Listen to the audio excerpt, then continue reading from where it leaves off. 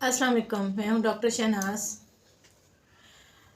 आज हम बात करेंगे परमानेंट मेकअप के बारे में कि वक्त गुजरने के साथ साथ जैसे जैसे फैशन में जिद्दत आती गई, मेकअप की दुनिया में इस हद तक इनकलाब आ चुका है। आम मेकअप की जगह परमानेंट मेकअप ने ले ली हुई है और परमानेंट मेकअप में बहुत सारी चीज़ें हैं ख़वातीन के हुस्न को निखारने के लिए, जिसमें बीबी ग्लो ट्रीटमेंट आ गया हुआ है, लिप कलर आ गए हुए हैं, आईब्रो को कलर किया जाता है, आई लैशेस लगाई जाती हैं। इसी तरह और बहुत से ट्रीटमेंट्स हैं जो कि लॉन्ग लास्टिंग हैं।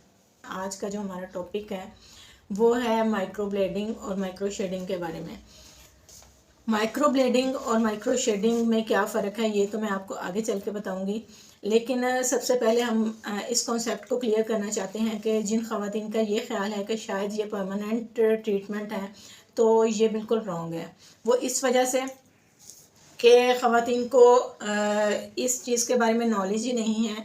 वो समझती हैं कि जिस तरह पुराने ज़माने में स्किन के ऊपर टैटू बनाए जाते थे जो कि ब्लैक कलर में होते थे, अब टैटू का ये डिफरेंस होता है कि टैटू जब हम स्किन पे बनवाते हैं, एक तो स्टार्टिंग में ब्लैक कलर का होता है और उसके बाद जो है ना वो आहिस्ता आहिस्ता अपना कलर चेंज करना शुरू कर देता है और ग्रीनिश सा अजीब सा कलर हो जाता है।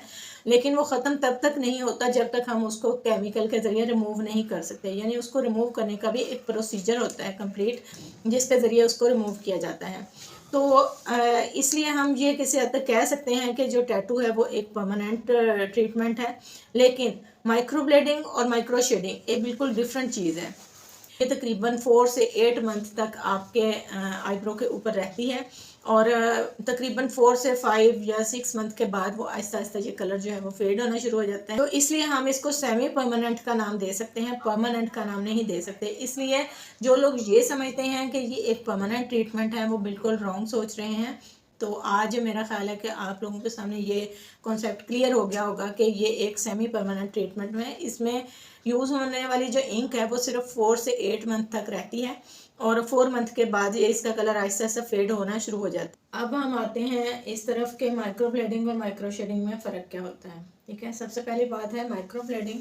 माइक्रो ब्लेडिंग में इस तरीके का एक पेन होता है छोटा सा, ब्लेड के साथ जो है वो हल्के हल्के कट लगाए जाते हैं, जैसे इंक के साथ इस तरह की इंक यूज़ होती है। इस तरह की इंक के साथ हल्के हल्के से स्किन के ऊपर कट लगाए जाते हैं जो कि बिल्कुल बाल की तरह ही नज़र आते हैं और इनके अंदर ये कलर जो है वो डिपॉजिट हो जाता है। तो ये कलर जो है दूर से बिल्कुल बाल की तरह ही बारीक बारीक स्ट्रोक नज़र आते हैं और ये 4 से 5 मंथ के अंदर अंदर ये कलर जो है फेड हो जाता है।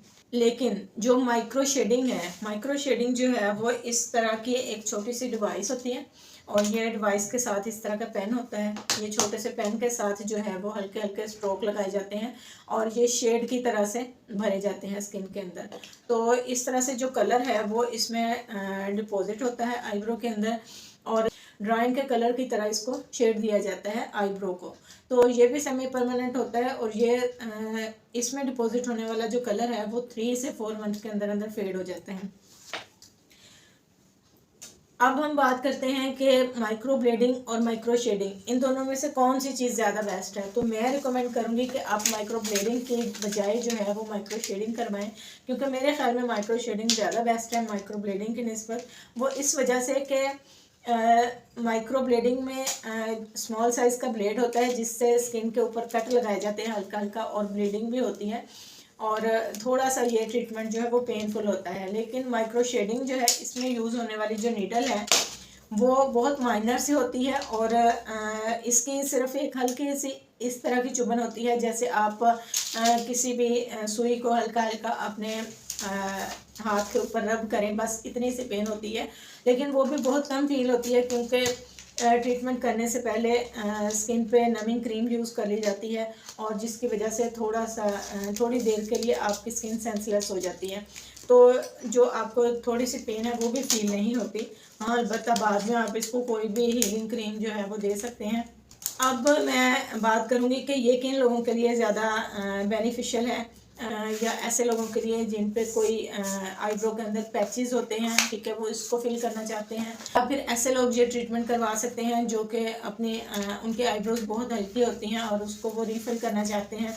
थोड़ा सा अपनी आईब्रोज को डार्क दिखाना चाहते हैं तो उसके लिए वो डार्क कलर यूज़ करवाते हैं। बहरहाल अगर आप आईब्रो का ये सेमी परमानेंट ट्रीटमेंट जो है वो करवाना चाहते हैं तो मेरा मशवरा यही है कि आप माइक्रो ब्लेडिंग की बजाय जो है माइक्रो शेडिंग करवाएं, क्योंकि ये ज़्यादा बेस्ट है और पेनफुल भी नहीं होता। ऐसे भी डार्क आईब्रोज फैशन में है। मशवरा है कि आप लोग ज़रूर इस ट्रीटमेंट को करवाएं और 4 से 8 मंथ जो है वो आप इस ट्रीटमेंट को एंजॉय कर सकते हैं। और अगर आप कंटिन्यू रखना चाहते हैं तो फिर आप 6 मंथ के बाद जो है इस ट्रीटमेंट को जो है वो रिफ़िल करवा सकते हैं। उम्मीद करती हूँ कि आज की मेरी ये वीडियो आप लोगों के लिए बहुत हेल्पफुल रही होगी। कुछ ना कुछ नॉलेज तो मैंने कोशिश की है अपनी तरफ से प्रोवाइड करने की। तो मिलते हैं एक नई वीडियो में नए नॉलेज के साथ। अल्लाह हाफिज़।